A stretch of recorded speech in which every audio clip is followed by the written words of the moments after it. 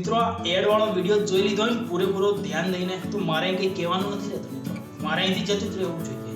તમને ખબર જ પડી ગઈ હશે કે આ મોટોરોલાનો ફ્લેગશિપ સ્માર્ટફોન છે. તો હું અહીં શું કરવા બેઠો છું, હું તમને એ કહેવા માંગુ છું કે પહેલી દ્રષ્ટિએ આ સ્માર્ટફોન કેવો છે અને આ સ્માર્ટફોન ખરીદવો હોય તો શું કરવા ખરીદવો જોઈએ અને ખરીદવો ના હોય તો શું કરવા ના ખરીદવો જોઈએ. તો મિત્રો પહેલી નજરની વાત કરીએ ને તો મોટોરોલાનો આ ફ્લેગશિપ સ્માર્ટફોન છે, જેની અંદર દરેક વસ્તુ સ્પેસિફિકેશનથી લઈને કેમેરાથી લઈને બેટરીથી લઈને પ્રોસેસર બધી વસ્તુ ફ્લેગશિપ લેવલનું જ જોવા મળે છે. એના ટેકનિકલ ટર્મની આપણે એટલી બધી વધારે વાત નહીં કરીએ, તમને છે ને વિડીયોની ઉપર બધું દેખાઈ જ જશે. ફોન લુકિંગની દ્રષ્ટિએ એકદમ જોરદાર છે. ફોનનું આપણું ડિસ્પ્લે છે ને આગળનું OLED ડિસ્પ્લે છે જે HDR10+ ને સપોર્ટ કરે છે, જેની અંદર ઇન ડિસ્પ્લે ફિંગરપ્રિન્ટ સ્કેનર જોવા મળે છે. એ આમ સાઈડમાં જે વળેલું છે એની લીધે ફોન બહુ જોરદાર દેખાય છે મિત્રો. આંખો બંધ કરીને પણ ખરીદી લેવાય એટલો બધો જોરદાર લાગે છે મિત્રો. તે દરેક વસ્તુ ફ્લેક્સિબલ લેવલની જ જોવા મળશે મિત્રો. તદુપરાંત ફોનની અંદર જે ઓપરેટિંગ સિસ્ટમ આપવામાં આવી છે, ગૂગલની સ્ટોક એન્ડ્રોઇડ સિસ્ટમ આપવામાં આવી છે, એટલે ત્યાં પેલા વધારે કસ્ટમાઇઝ ઓપ્શન નહીં જોવા મળે જેવા તમને સેમસંગની One UI માં જોવા મળે છે અને સોની કંપનીની MI UI માં જોવા મળે છે.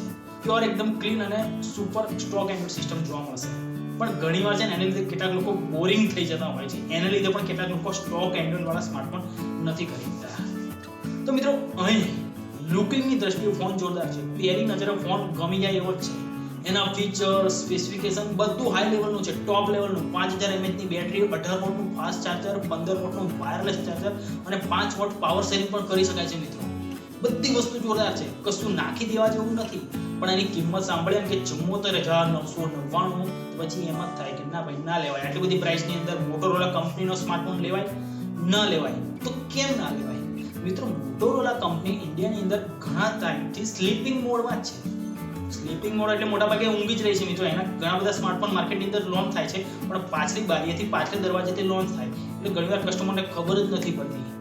કંપનીની સર્વિસ પણ એટલી બધી સારી નથી. ઇન્ડિયાની અંદર નાના જે સિટીઓ હોય છે ને એની અંદર તેના સર્વિસ સેન્ટર પણ જોવા નથી મળતા. પછી સર્વિસ માટે અલગ અલગ સિટીઓમાં જવું પડે, રખડવું પડે, બધા અલગ ખર્ચો વધી જાય.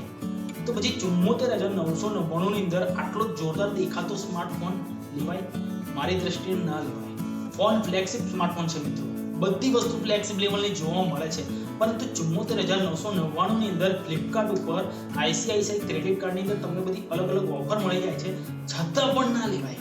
કારણ કે એની સામે જે બીજી બધી કંપનીઓના ફ્લેગશિપ સ્માર્ટફોન તમને જોવા જ મળે છે. OnePlus હોય, MI હોય કે પછી સેમસંગનો આનાથી વધારે પ્રાઇસનો S20 Ultra Plus કે જેની અંદર ઘણા બધા વધારે ઓપ્શન જોવા મળે છે મિત્રો.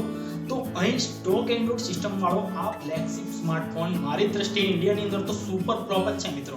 કારણ કે એનું મેઇન કારણ એ છે કે મોટોરોલા કંપની ઇન્ડિયાની અંદર એટલી બધી એક્ટિવ નથી જેટલી બધી બીજી કંપનીઓ એક્ટિવ છે. કંપનીના સર્વિસ સેન્ટર પણ એટલા બધા વધારે નથી. તો મિત્રો આ બધા વિચારો હતા મારા આ મોટોરોલા Edge Plus સ્માર્ટફોન વિશે, જે જોરદાર દેખાય છે. લુકિંગની દ્રષ્ટિએ, સ્પેસિફિકેશનની દ્રષ્ટિએ પણ પ્રાઇસ જોતા એવું લાગે છે કે આ સ્માર્ટફોન ન ખરીદાય. તો મિત્રો ટેકનિકલ પ્રવાસની અંદર મોટોરોલાના આ સ્માર્ટફોન વિશે આટલી સરસ વાતો કર્યા પછી અહીં આ વિડીયો પૂરો કરીએ છીએ. તમને જો આ વિડીયો ગમ્યો તો આ વિડીયોને લાઈક કરજો, શેર કરજો, આજુબાજુ બધા જોડે, અને આપણી ચેનલને સબસ્ક્રાઇબ ના કરી હોય તો સબસ્ક્રાઇબ કરી લેજો. આભાર, ધન્યવાદ, થેન્ક યુ.